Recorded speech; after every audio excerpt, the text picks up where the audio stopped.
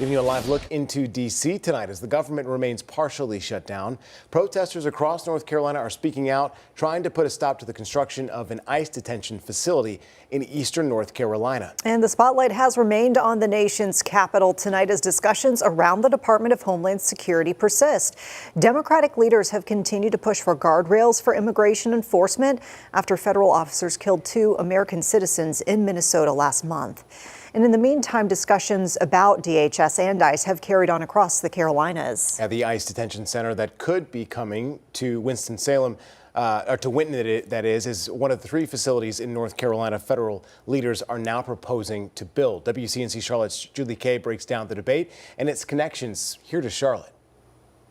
This is where protesters plan to be tomorrow evening in front of Geo Group's Charlotte office, the company that owns and operates the facility in Winton. ICE wants to turn into a detention center.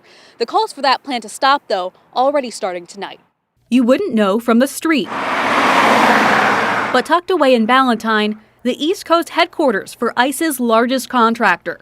People are shocked. They're shocked to hear that, right here in their city, this is happening. Zach Thomas is one of the organizers of Tuesday's protest in Ballantyne.